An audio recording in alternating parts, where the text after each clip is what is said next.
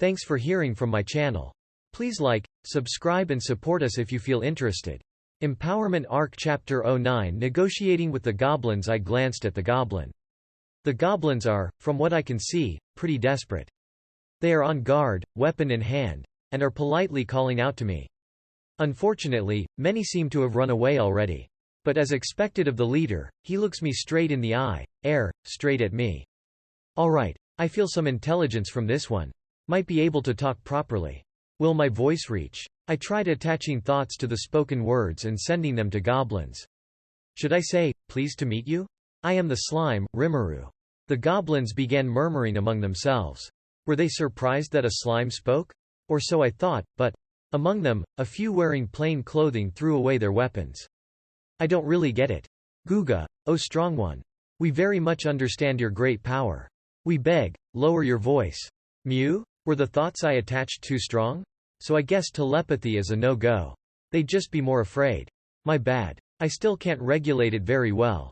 I guess I'll apologize. We are unworthy. No need apologize to us. Seems like my words are reaching them. This is some good practice.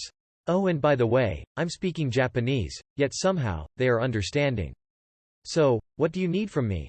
I don't have any particular reason to be going this way, either. Since they have politely asked questions, I guess I'll politely answer. And maybe it was too much, but to make sure they continued fearing me, I said that rather forcefully. So it's like that. On this path, stand our village. We felt strong monster, so came as precaution. A strong monster's presence? One that I have not detected. Guga, gugaga, you joke. Even clothed in that form, we will not be fooled. It seems like they've completely got the wrong idea. Warning. The one who's mistaken is Rimuru. They are completely convinced that a powerful monster took the shape of a slime. As would be expected from goblins, who are famous for being low-ranking monsters. After talking to the goblins for a while, it seems like I'll be imposing on their village. That is, it seems like I'm staying over. Though they look shabby, it seems they have a big heart. And though I don't need to sleep, taking a break might be a good idea. With that thought, I decided to accept the offer and go to their village. We discussed many things. That, the god they worshipped had recently disappeared. That, along with his disappearance, various monsters began moving. The number of powerful adventurers had increased. And so on. And, during the conversation, I finally became able to clearly hear their words. That I can probably attribute to having gotten used to listening with magic perception. It's probably a good thing I practiced with goblins before talking to people. Such was the conversation in the company of goblins. The village is, where? Is what I wanted to say, considering how dirty it was. After all, I hadn't expected goblins to dig up their dens. Even so, they guided me to the best-looking building. The roof was made of rotting straw, and so was full of holes. The walls were just piled plywood. By my world standards, even slum housing is preferable. That's how bad it was. We apologize for making you wait, honored guest. A goblin said while entering the structure. The goblin leader who had been showing me around until now then moved to attend to this one. Ah, don't mind it. I hadn't been waiting that long. I tried to respond with the best business-like smile I could foster. Of course, the best slime smile possible.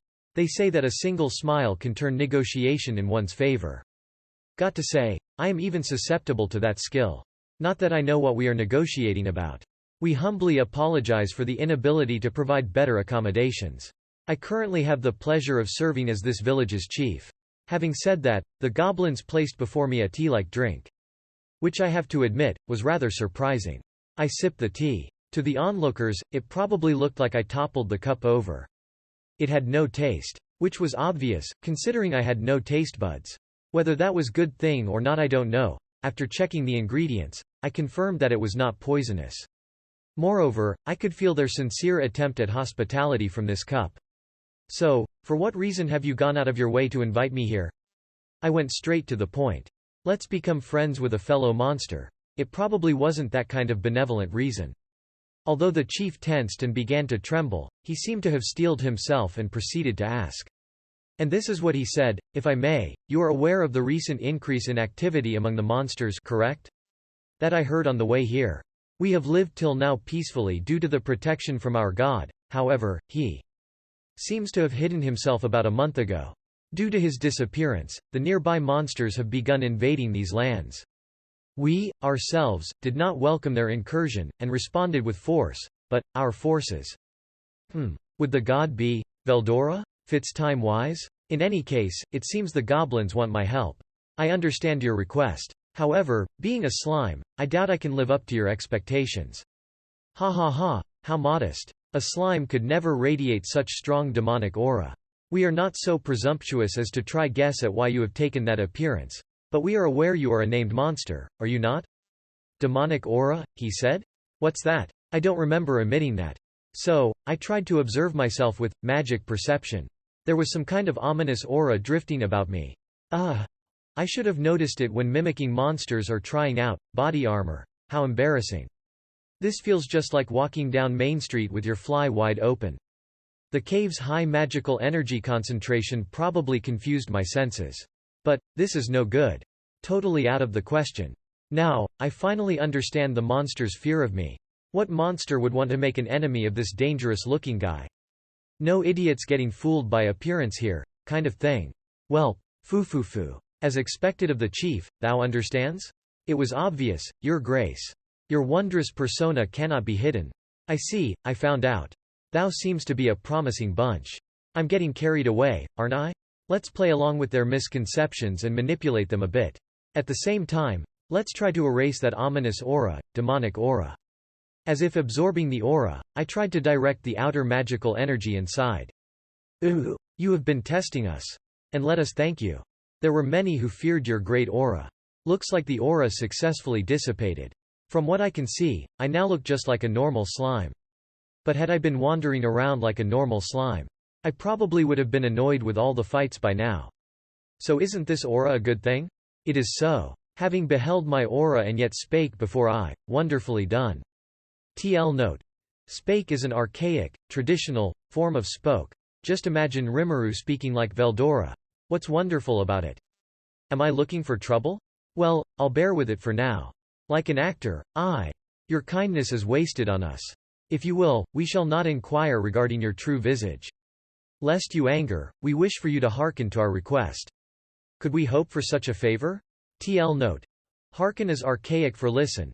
Imagine the goblins being groveling level polite. Well, probably. Don't avoid the subject. Let me hear it. While maintaining my haughty attitude, I pressed the chief for details. The story goes as follows. Coming from the eastern lands, new monsters threaten the balance of this region. Further, it seems that there are a few goblin villages around here. This village being but one of them, but they have had many battles with the newcomers and lost many good warriors. But the real problem was the named warrior. He served as the guardian of this village, and, when he was lost, the village found itself in a perilous situation.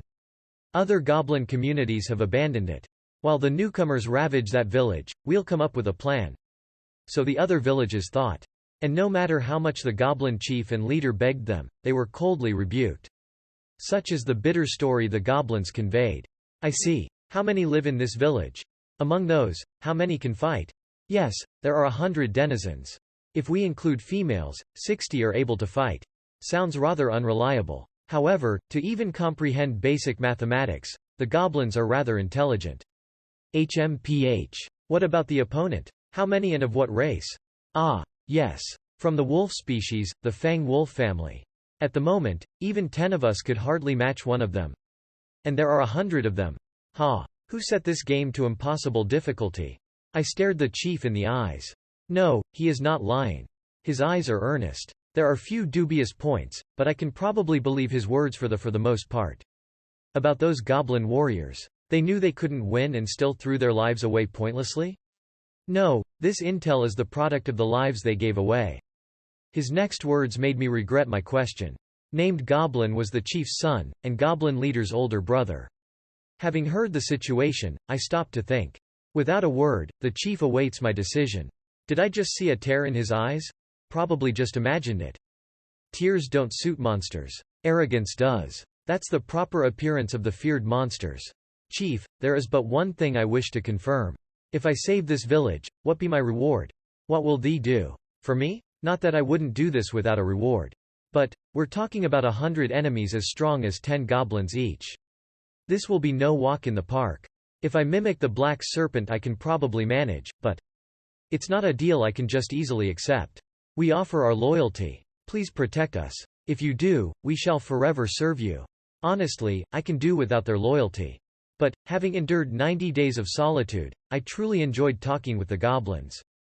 Had I been human, I might have been repulsed by their filthiness. But, I am now a monster. I fear no disease. Moreover, the chief's eyes. I'm their only hope, they say. Just like in the past, I'm weak to dependent types. While grumbling to myself, listening to complaints from my kohai, and fulfilling the requests of customers and senpai. TL note. Kohai is a member of an organization who started there after the person in question. Senpai is person who was there before. Very well. I shall accept that request.